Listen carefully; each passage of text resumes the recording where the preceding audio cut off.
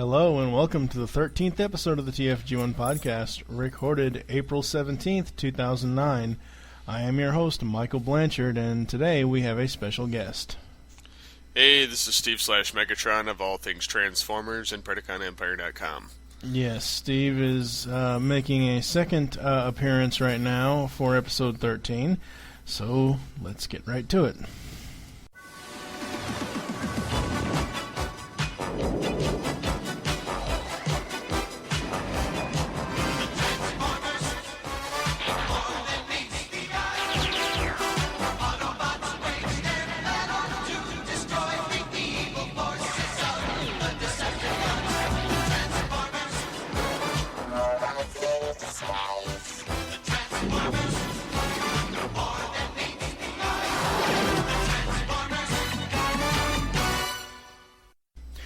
Today, I am joined by my awesome All Things Transformers co-host, Steve / Megatron, and we're going to discuss some excellent G1 episodes.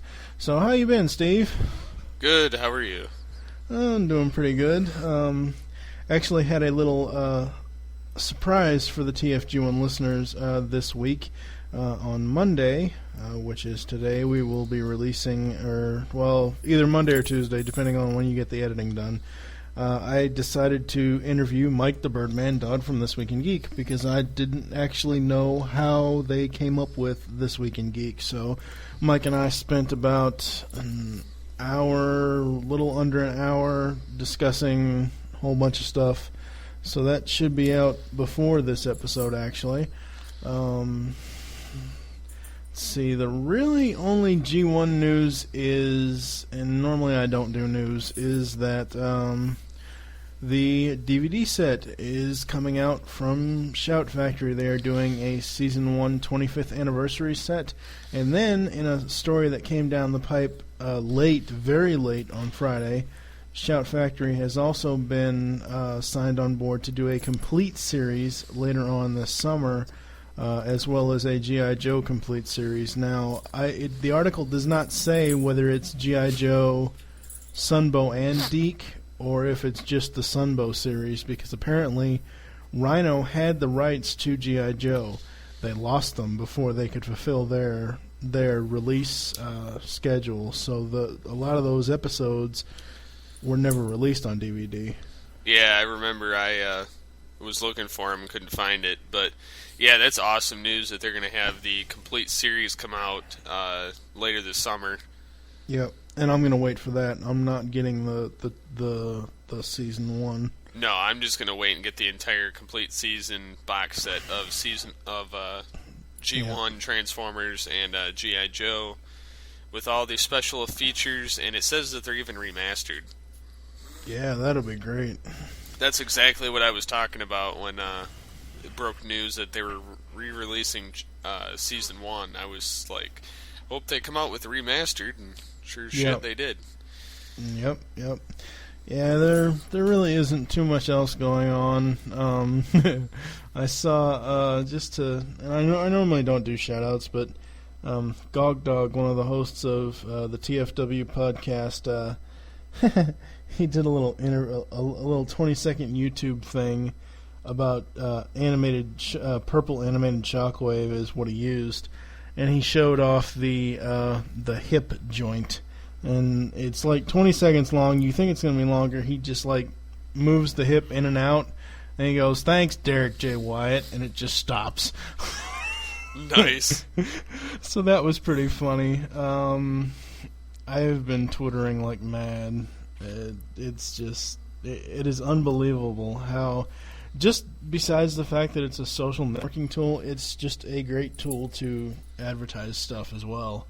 Yes, definitely a great networking tool. Plus, they if you need customer support done, it's a great place to get it done because they actually take care of you. Yeah, Mr. Comcast over there. Yes, and they took care of it, and they paid my bill, which I didn't expect.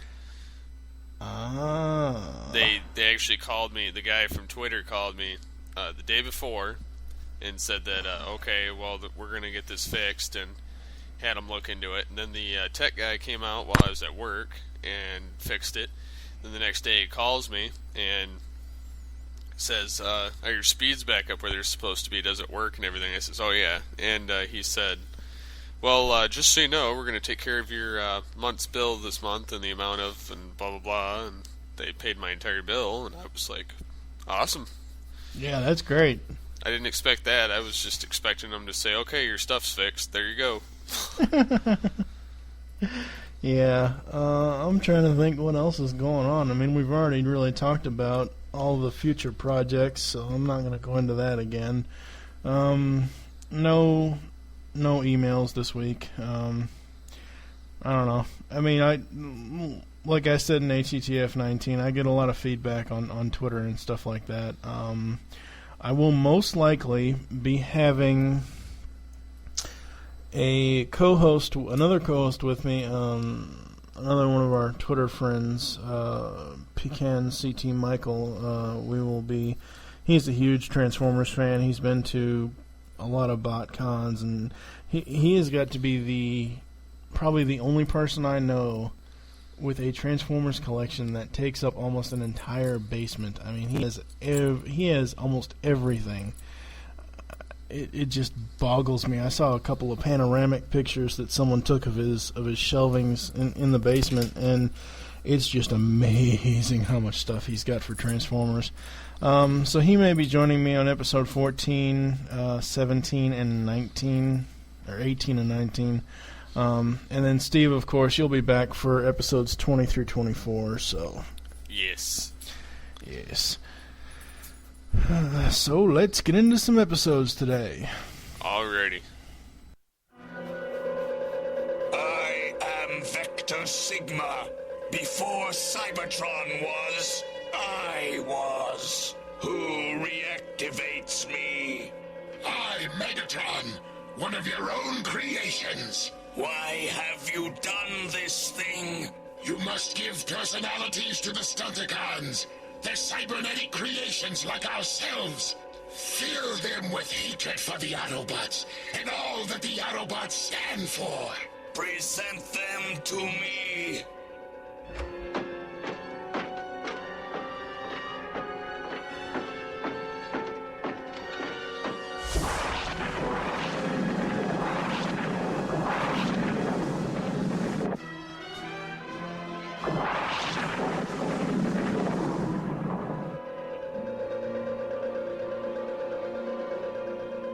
Personality programming completed.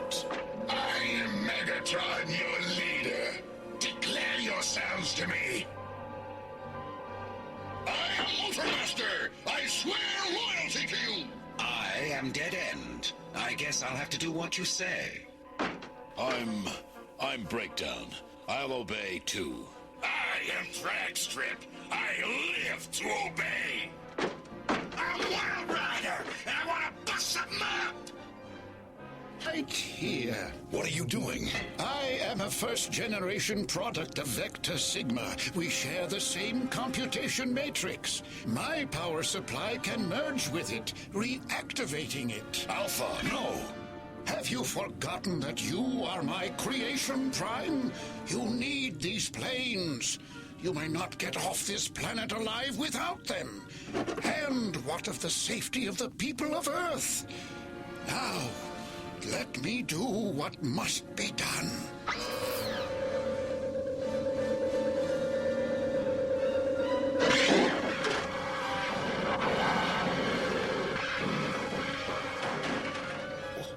What happened to him? He has merged with Vector Sigma. I am Vector Sigma. Before Cybertron was, I was.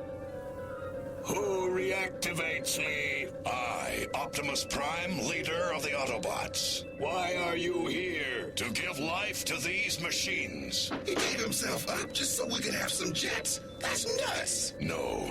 One Autobot gave his life so that 6 could be born. He made a choice. The kind of choice I hope they'll be able to make when the time's right. Vector Sigma, give these machines personality worthy of him who created me. Let them think for themselves, to grow in knowledge and wisdom, and let them always value freedom and life wherever they find it.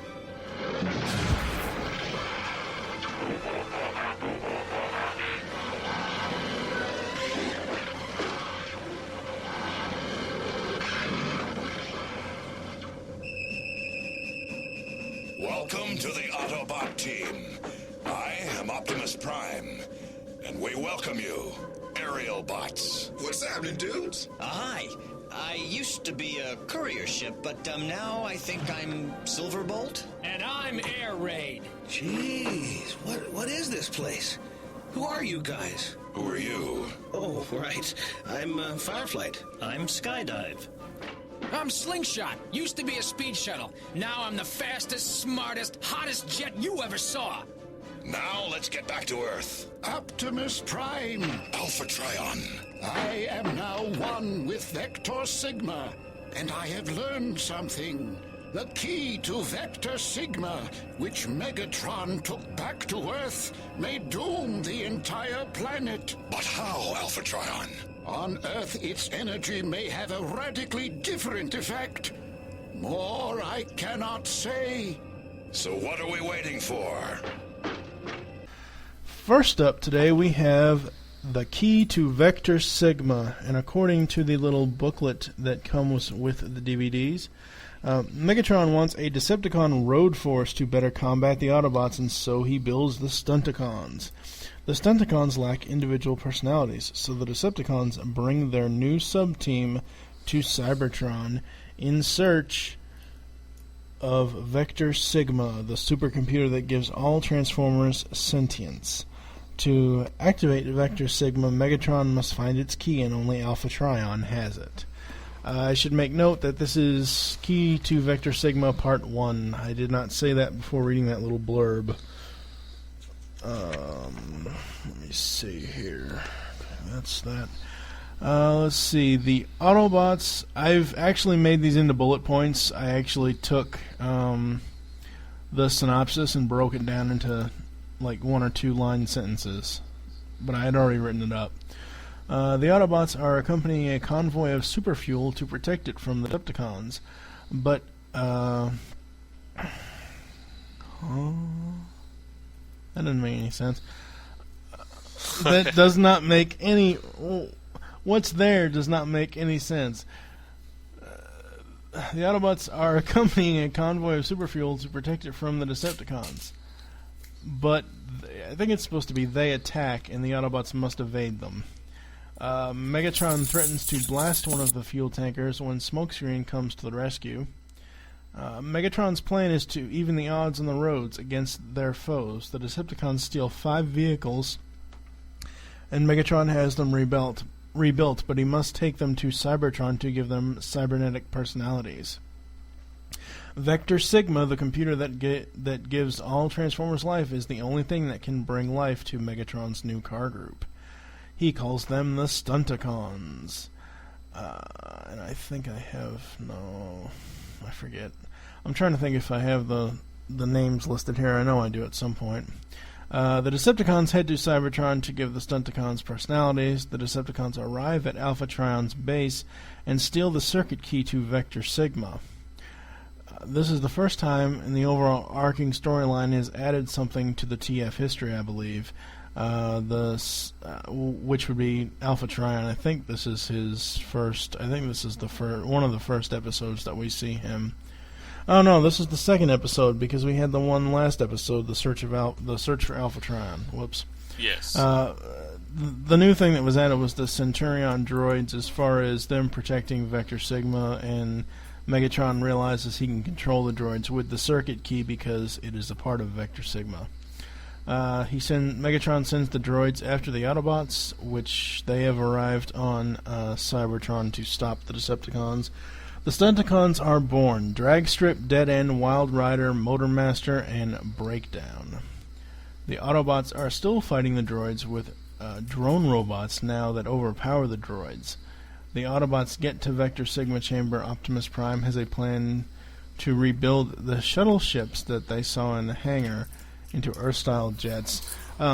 Basically, close to the end of the episode, right as it goes into cliffhanger, they had to double back in fighting these droids, and they doubled back into a hangar with a bunch of old Cybertronian shuttle ships, and that's where the idea for the aerial bots comes about. Now for our thoughts on this episode. Stop. Where's the stop button?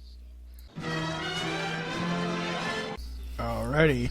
Let's see. In this first part, I thought that the storytelling was excellent, and I'm glad to see that they are bringing more combiner teams into the show.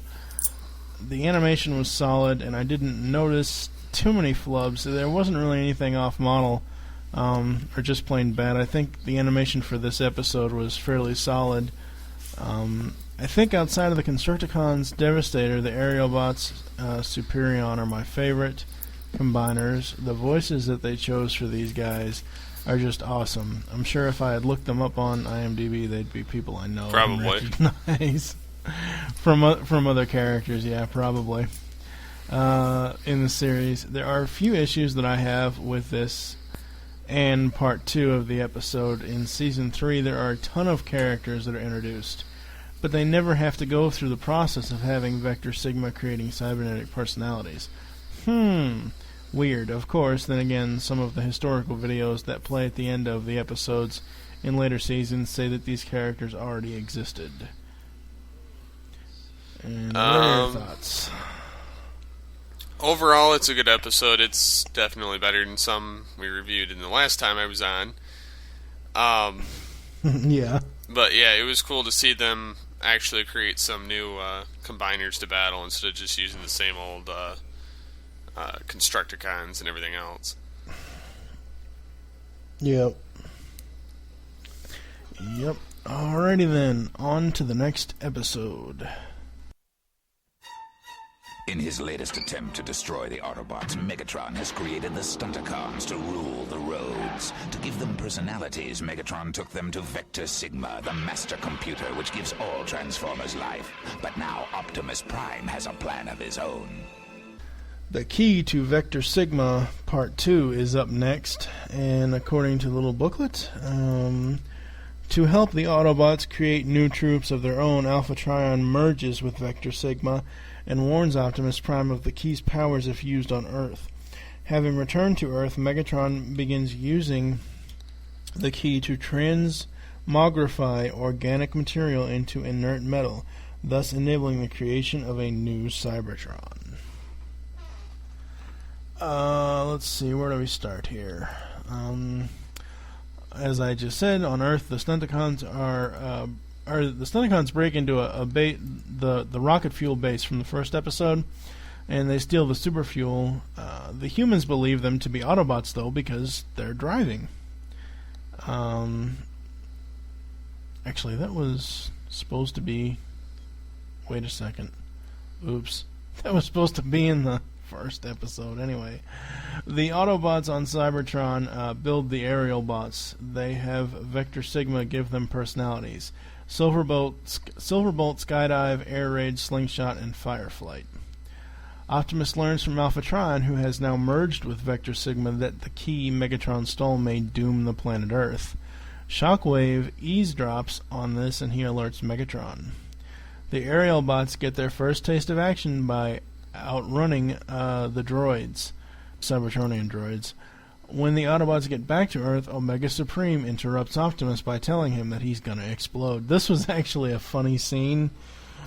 Just the fact of the way that Omega talks, the Bizarro type talk, and I really thought that was funny. Of course, then he blows all to pieces, and that's not so funny, but yeah. No. So Ratchet and the others must repair Omega Supreme. The Autobots arrive at the base where the superfuel was, and the humans attack them. And because they think that, obviously, the cars from before are Autobots, and they're not. And they realize that it's Megatron's new car group, and, yeah. I don't know. Some of the humans in this cartoon are really stupid. Yeah. The aerial bots are very arrogant, especially Slingshot, and this is something that I almost stopped watching these episodes because of this. The aerial bots, yeah, I know they just got born and built and everything else, but these guys, I think all of them, other than Silverbolt, who eventually becomes the leader, they are just so arrogant. Of course, it takes them a time-traveling trip in a later episode today to realize that they need to be a little bit more humble. The Autobots meet the Stunticons, and the aerial bots join the battle. Silverbolt is afraid of heights. He's a shuttle ship. He's supposed to be able to go into outer space. How the hell is he afraid of heights? Anyway. Megatron calls back... Oh, Megatron actually calls back the Stunticons because he never actually sent them out. But the aerial bots think they beat the Stunticons. Optimus makes Silverbolt the commander of the aerial bots to take his mind off of his fear of heights. The Decepticons are still running tests on the key. Which, eventually what happens is that Soundwave trips over a rock.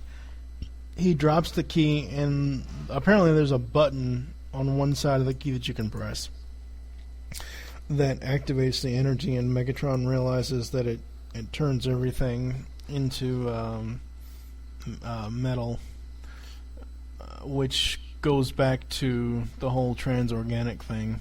So they were doing transorganic stuff even in G1, which is surprising.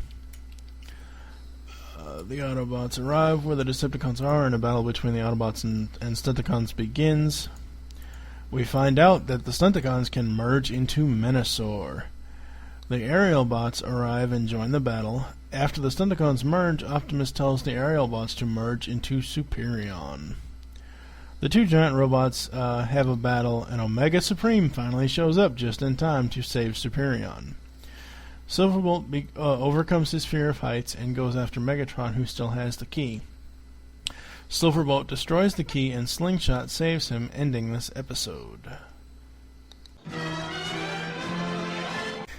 Now for our thoughts on this episode. The one thing that really pissed me off, and I mentioned this in the little synopsis thing in the second part of Key to Vector Sigma, after the aerial bots are born and everything, they're nothing but ingrates at first. I mean, after a while they learn, though, and they'll learn in future episodes that we'll be talking about today. I don't really have a lot of notes on this second part. All in all, I liked it. The animation, as I've stated in past podcast episodes, it's getting better and better as time goes on. Also, I think the cartoons really have held up over time. What about your thoughts on this one? This one, I'd have to say, is pretty good, considering this is the first time you see the Key to Vector Sigma and them, well, I mean, you see it in the last part of the episode, but you see it in this one, too. And them transforming organic matter into technomatter, which later becomes a plot point in Beast Machines. Yeah. Again, calling back from this very episode. Yeah. Yeah, it was, overall, I mean, if I had to rate it, I mean, if I was actually doing a rating scale, I would probably rate the overall both parts. I would probably rate it an 8 out of 10. It does have its moments where it's like, oh god, no, they didn't do that. So let's see here. Alright, and that... Oh, crap. Anyway. So you threw the prince out so you and Megatron could rule the world together. I think we ought to... Maybe we should let Prince Jamal deal with him. Yeah, if we can find him, which may not be so easy. And then again, it might be easier than you think. Now what do you know about Prince Jamal? Hassan. I can't see the brat in the bazaar. It was... Me, Prince Jamal. After you drove me from the palace, that was my disguise. I didn't know what you were up to, but thanks to my friend Slingshot and the rest of... Slingshot, what's the matter? I just remembered your car. Are you gonna want it back? My friend, I thought you knew. My hobby's rebuilding old junkers. Oh, great. Because I really like it. Hey, did you just call me a junker? Oh, don't worry, Slingshot. No matter what you're made of, you'll always be a Rolls Royce to me. Up next is Aerial Assault, and I apologize on the end of the last clip there because my brain just went dead. So we have Aerial Assault. We start this episode off in a Middle Eastern bazaar where a young boy is trying to steal a tire. There are men everywhere with beat-up cars that they are trying to fix. One of the men catch the boy, but the youngster gets away. The aerial bots are flying over the area, and they are trying to find out why there have been so many planes disappearing in the area. They get a distress call from a canyon up ahead, but it's an ambush. The Combaticons are waiting for the aerial bots, and a battle begins. I will most likely have something to say about the Combaticons being in this episode at the end when we do our thoughts, because, yeah, they should not even be in this episode, seeing as how they haven't even been built yet by Starscream. Yeah, talk about an out-of-order episode or something or other. The rest of the Autobots arrive just in time with Optimus Prime to help out the aerial bots. Slingshot has gotten trapped in a cave where he crash-landed. The Combaticons retreat, and the other Autobots help get Slingshot out of the cave. After they get Slingshot out of the cave, is what it's supposed to say. It doesn't say that. The Autobots head for a nearby hangar to repair Slingshot. Skydive says that the planes have been disappearing from the base. Their base in... Shit, what the hell was I doing when I wrote this? Skydive basically says that the planes have been disappearing from the military base that they're at as well. He wants to go undercover as a regular jet to see what he can find out. Silverbolt says that it's a good idea, and Slingshot joins him as well. So the plane nappers arrive and take Skydive and Slingshot apart with the rest of the planes. Slingshot tries to contact Silverbolt, but his radio transmitter is disabled too. The young man that got thrown out of the bazaar earlier is sleeping under a pile of old clothing when he awakens to the thieves moving planes and cars around. He sees a worker using a blowtorch and wants to help, but the same guy that caught him before throws the boy into a pile of tires.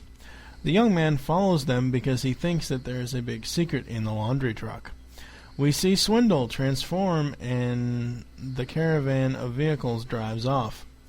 The young man gets on his little motorcycle scooter thing and follows them. He gets right behind the laundry truck and jimmies the lock, and then he guns his bike to crash into the back of the truck. He finds Skydive and Slingshot in the back. Well, parts of them anyways. The young man tells them that he isn't a plane thief and that he wants to help them stop Allie, who is the guy that told him to go away earlier. We find out the young man's name is Hassan at the palace, where the Decepticons and Ollie have displaced the prince so that they can manufacture plane drones. Blastoff asks where the other two planes are, and he finds Skydive and Slingshot in the laundry truck. But Slingshot short-circuits himself out because, obviously, if Blastoff put enough of Slingshot or Skydive together, they would realize that it's an Autobot jet. This annoys Blastoff, and he tells the humans to junk them. Skydive and Slingshot are put back together with a few missing parts. Skydive asks Hassan if he shows him his weapons console, that he could find Slingshot one just like it. Hassan sneaks aboard the Griffin airship that Megatron has and attempts to find Slingshot a suitable weapons console. Meanwhile, the other aerial bots arrive, and the Decepticons start fighting them with the drone army they have created, as well as the fully operational Griffin flagship that Megatron has built. The evil leader has Soundwave fire the Griffin at the aerial bots. Even though Slingshot has no weapons, he feels he must do something to stop the Combaticons. Again, Combaticons. What the fuck? Slingshot eventually gets the weapons module he needs. The other aerial bots show up, and they unite into Superion and fight with the Combaticons' unified form of Bruticus. God, I can't talk this morning. The aerial bots defeat the Combaticons, the Decepticons, and back at the palace, the Autobots find out that Hassan is actually Prince Jamal. Slingshot is worried that the prince wants his Rolls-Royce grill back, but the royalty states that his hobby is fixing old junkers. The episode ends with Slingshot saying, "Hey, did you just call me a junker?"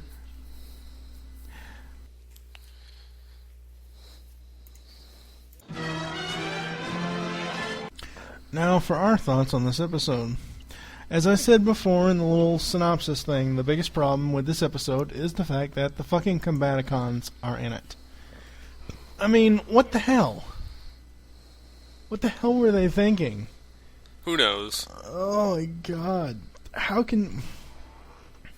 That's like... I don't even know what it's like. It pisses me off to the point where it makes me speechless, and that is a very rare thing. I think this episode is out of order, anyhow. Yeah, it's possible, but then again, when we get to War Dawn, which is next, it brings back some mentions of this episode. I think it maybe is the fact that they jumped the gun on the Combaticons and they didn't realize the story of, Starscream's brigade and the Revenge of Bruticus. But anyway, I don't know. Let's see. I've already said they haven't even been built as far as the episode goes. Other than that, I really don't. The aerial bots, again, are very much jerks throughout this entire episode. Slingshot has an attitude much like Cliffjumper did, which I should mention, even though this is Season 2 still, I haven't seen Cliffjumper in almost any episode that I've watched lately of Season 2. He's just not there. That could have something to do with him and the writers getting in an argument, too. Yeah, that could be it. So what are your thoughts on this one? It's an okay episode. It's not one that I'd sit there and watch over and over, but it's pretty retarded how the two aerial bots let themselves get all torn to pieces and thrown back together. Yeah, that kind of retarded. That was pretty stupid. I mean, at that point where they started taking them, trying to disassemble them, they should have just transformed and said, alright, knock it off. But, of course, there's got to be some down point. Yeah, that's true. I don't know. On to the next episode. That's what you think, Megatron. The Autobots! Take 'em.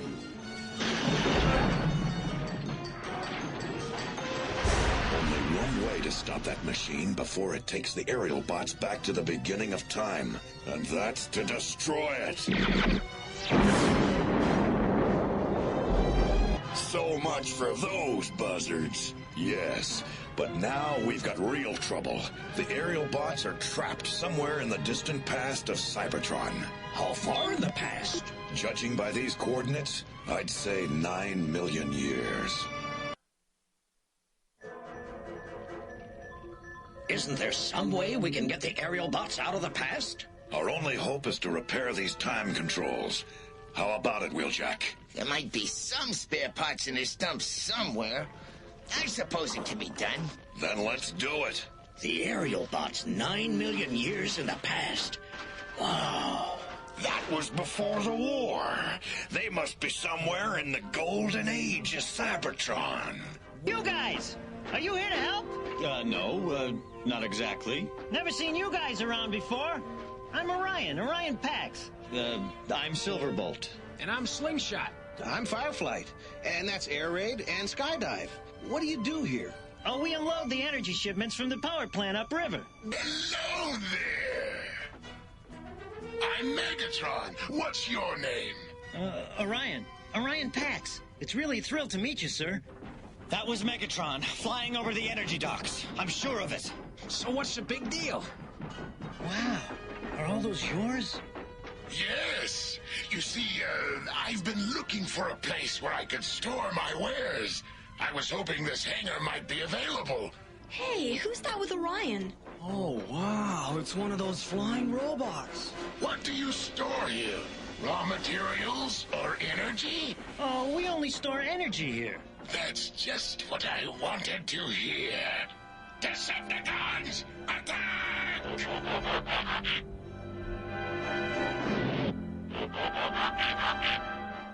You can't do this! Out of my way, fool! Ow! Leave him alone! Ariel, no!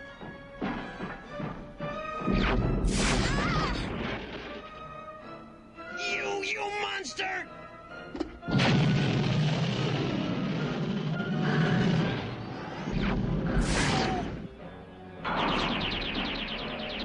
Deactivate the rest of them permanently! Then take the fuel!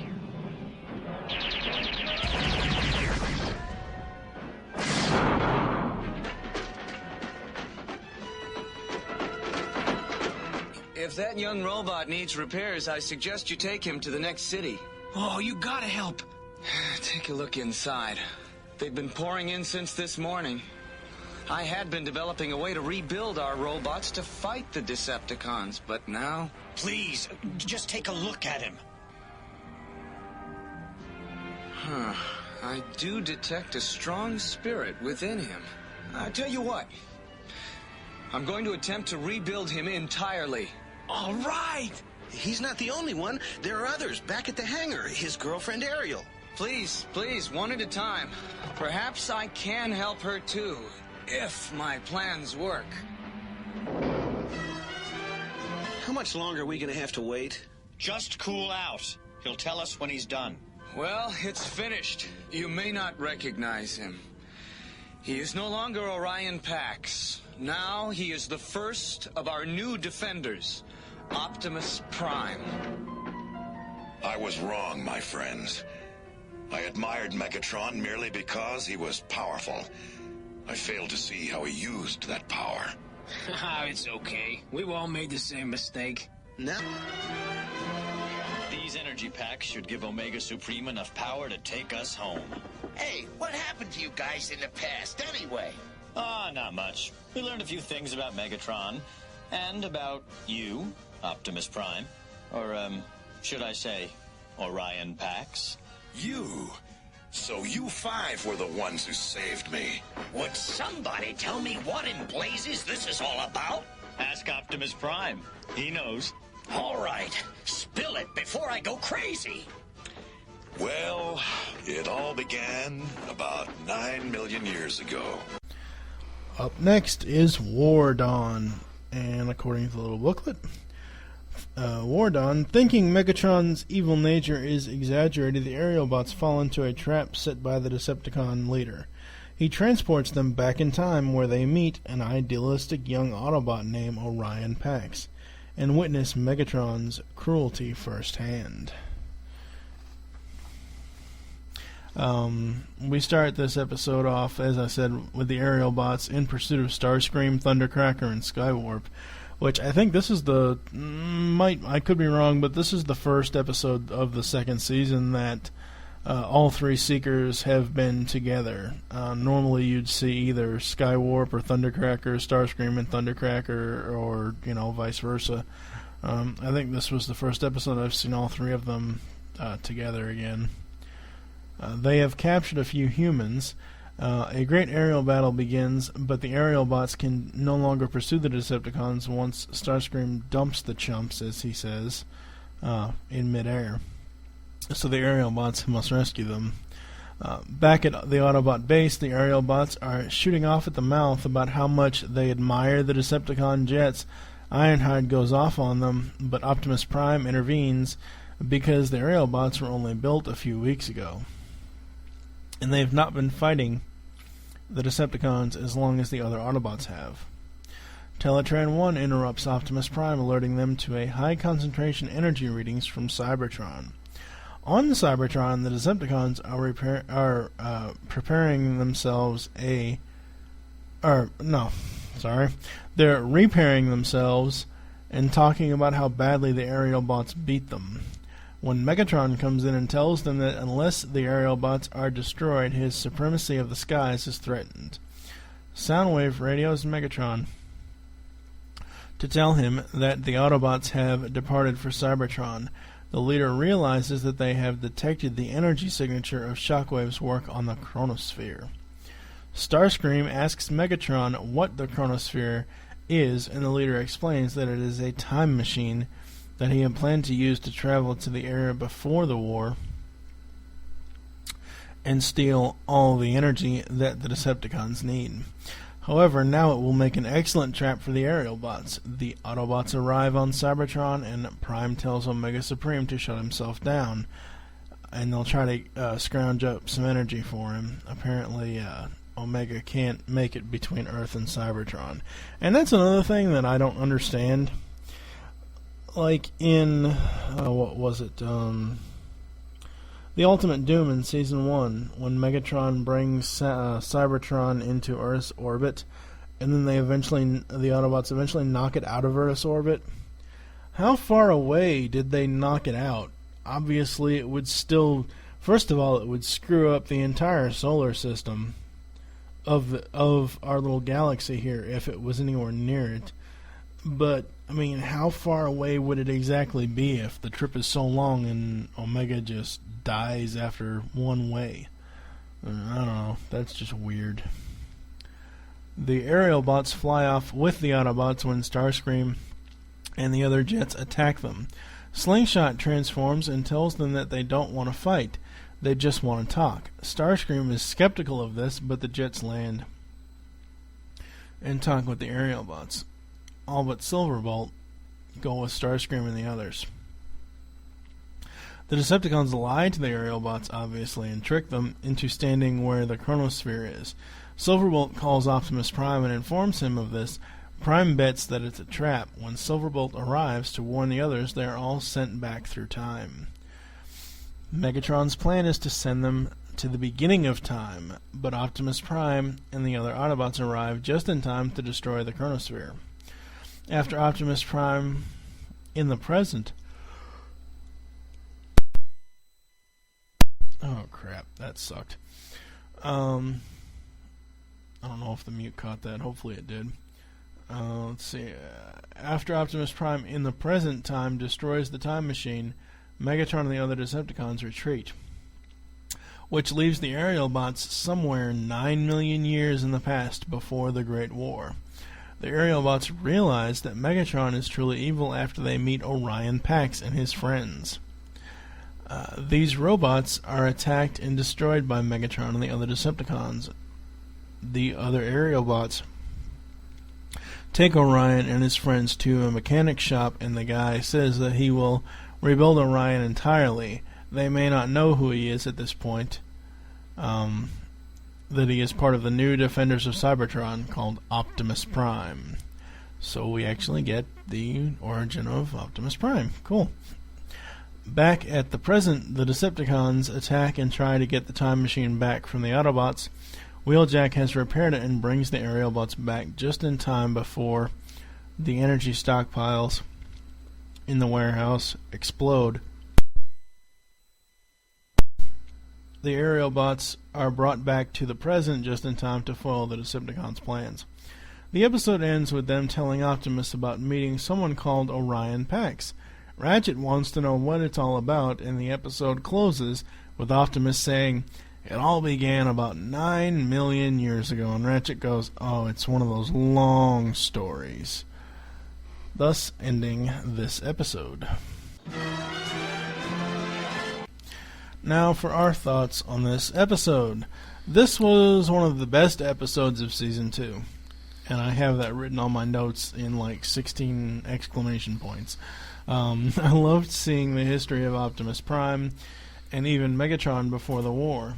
We get to see that regardless of either having or not having...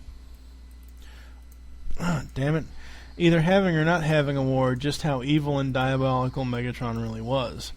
The animation was excellent in this episode, and it's continually getting better as the season progresses. However, there are some glitches, like when the aerial bots fire on the Decepticon jets, their laser fire is purple, which it shouldn't be. All in all, I really love this episode. Maybe now the aerial bots won't be such insolent idiots anymore. What about you?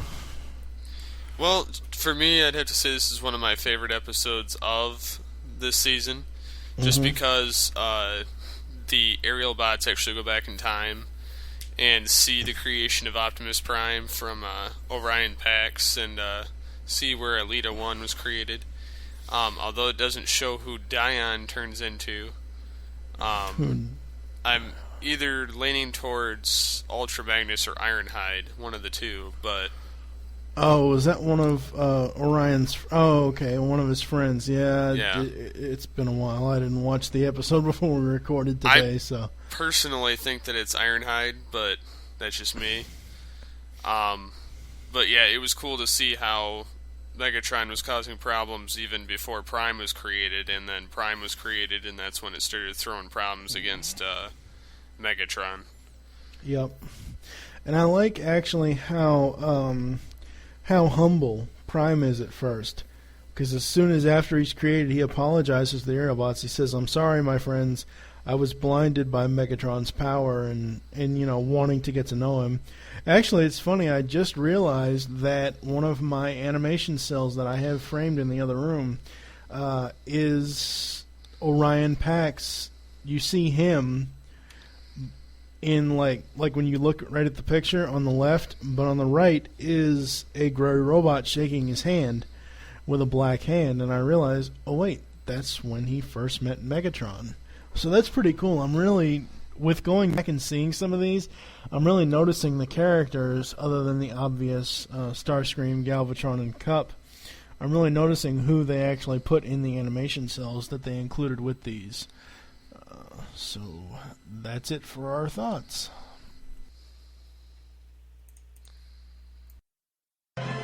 Welcome to Paris, where the most unusual race in motor history is about to begin. The Europa 2000. A donor has offered $20 million for charity if the world's finest drivers will race from Paris, France, all the way to Istanbul in Turkey. In addition, there's a cool million in store for the winning driver. In a last-minute decision, it has been announced that those amazing machines, the Autobots, will also be participating in the race. Charities will get an extra $1 million if we win. Just a minute. I object. These Autobots have computer brains. They're robots, not regulation cars. No, Augie. Remember, this is for charity. There's only one charity I care about. Me. I want that $1 million. Who is that? That's Augie Canay, the top driver in the U.S. The top mouth? And he's also the man Prime sent us to protect. Check out his rig. Where'd he get that thing, Mars? Nah, it was custom built for him by Simultech Industries, that science firm. Technology's so advanced, Prime's afraid it might attract Megatron's attention. And finally, today we have Trans-Europe Express. And according to the little booklet, Megatron is searching for the weather-controlling Pearl of Bahudin. Autobot and human alike are competing in an international car race for charity. Megatron needs a particular alloy to contain the Pearl. The alloy was used to create one of the cars in the race. Megatron sends the Stunticons to retrieve it. Let's see, where do we start? This episode was basically the European version of the Autobot Run. I don't know if you remember that episode, Steve. The Autobot Run was basically, like I said, an American version of this. It was also another charity race Chip Chase had suggested to Optimus Prime, and that's basically all that this is. The race is for charity, but the Decepticons have other plans. They are looking for the Pearl of Bahudin, whatever the fuck that is. Because at first we don't actually know. It just says that it's some mystical thing, and it turns out to be something else at the end. We learn that it is a Cybertronian artifact that Megatron wants. The Decepticons also need the engine from one of the race car drivers, Augie Canay. He is the top U.S. driver in the race. And he is very self-centered. I mean, this guy is like, ugh. Canay pulls all kinds of bad maneuvers and cuts off drivers throughout the race. Then Megatron, anticipating the Autobots' involvement in the race, has the Stunticons go after them. Dead End takes out Sunstreaker and Sideswipe, which I think this is the first episode we actually see Sunstreaker and Sideswipe in from Season 2. I could be wrong, but this is the first episode we see them together. Motormaster takes out Wheeljack, Wild Rider takes out Smokescreen, Blue Streak gets injured by Wild Rider as well, but he gets away. Bumblebee and Trax figure out that the Stunticons have taken out the other Autobots, and they hide from the Decepticon Combiner team. They also realize that the Stunticons are after Augie's car, and there are only 3 Autobots left to win the race and stop the Decepticons. Motormaster calls into Megatron, telling him that the status of the Autobots. The leader tells the Stunticons to forget about the Autobots and get Augie's car. The Stunticons stop Kane and steal his car. Blue Streak is driving along the race path and sees Augie. The American driver gets into the Autobot and drives away. They head towards the finish line. It is a 3-way tie between Trax, Bumblebee, and Blue Streak, with Augie driving Blue Streak. Just a little note on Augie. This guy is like... I'm trying to think who I can compare him to. A friend of mine met Randy Quaid once, and she said that Randy Quaid wanted nothing to do with any of the fans that were at a little thing that she had went to. And she said he was really, like he had something up his ass. And that's basically what Augie is. He is basically out to, just for himself, could give a shit less about anybody else. And yeah, they made it really easy to hate that character. They don't actually stop for anything and head to where the Decepticons have dug up the Pearl. The Stunticons attack the Autobots, and Bumblebee suggests that they hit them in their weak spot, to which Trax replies that they have none. Then Bumblebee goes after the Pearl, and he gets it away from Megatron. Bumblebee actually threatens to open the Pearl all the way if Megatron doesn't clear out. The Decepticon leader has the Stunticons merge into Menasor to stop the Autobots while the full power of the Pearl has been unleashed. And on a little side note, I took a screenshot of when Bumblebee gets the Pearl from Megatron. He actually jumps up into Megatron's hand and grabs it. You can actually see, I put it on the forums, you can actually see the amazing size difference between Bumblebee and Megatron. I mean, Bumblebee stands right inside his hand. Let's see. The Decepticons leave Menasor to deal with the Autobots. Augie gets in his car and seemingly runs away, but he heads to the top of the cliff and drives his car into Menasor's head, defeating the giant Decepticon. What the hell? Anyway, that makes no sense. Bumblebee must stop the Pearl, so he lets the tornado carry him up and finds the Pearl and blasts it, thus stopping the torrential storms that the Pearl had created, saving the day. The episode ends with Augie giving the Autobots the golden shell that the Pearl was held in, and the Raceway announcer is still there awaiting an interview with the winners as we fade to black. Before we stop this little piece, before we go on to our thoughts, the Raceway announcer was so funny because he's like, oh, the race is over and the Autobots win, and we'll stay here and wait till, they come back, because they never came back. And it was just funny because he ended up being the only one there at the end of the episode. So, yep, that's it for this episode.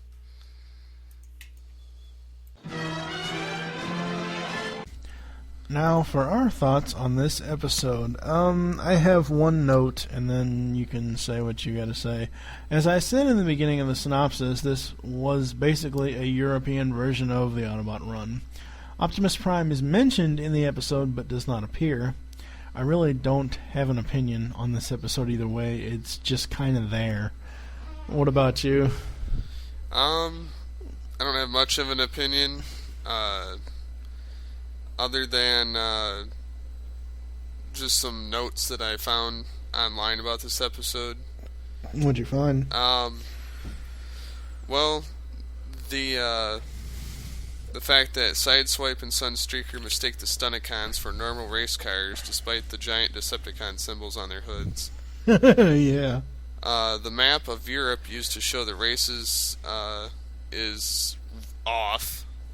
It shows France basically dominating Poland, Luxembourg, Belgium, and Germany.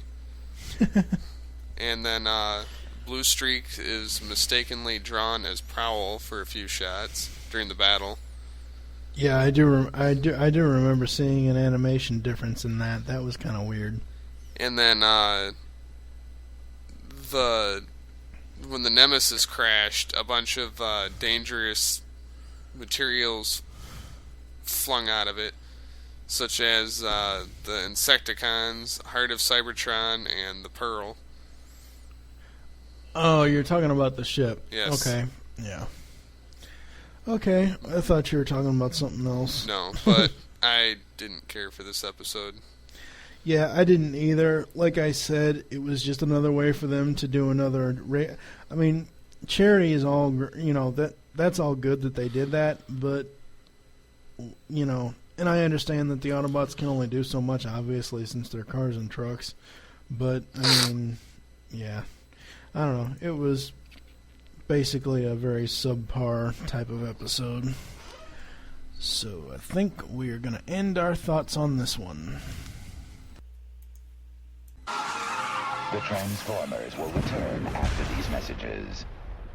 Coming soon from PredicaunEmpire.com, the M-Wire Movies Week in Review.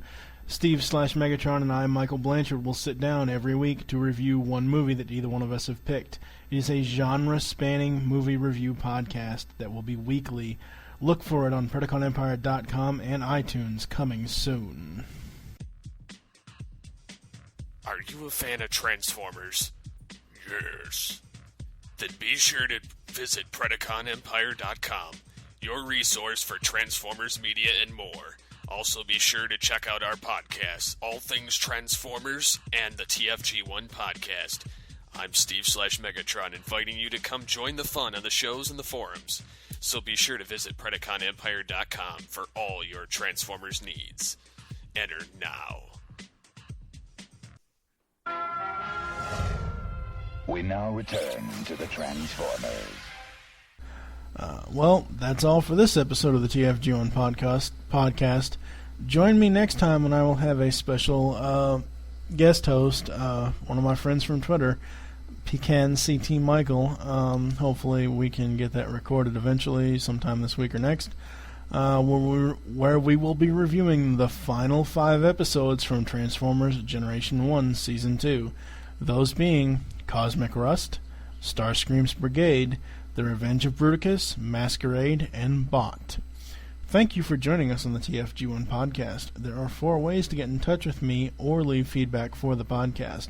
The first is that you can visit the PredicaunEmpire.com forums and get all your Transformers discussion topics there. The second is you can follow both me and Steve on Twitter.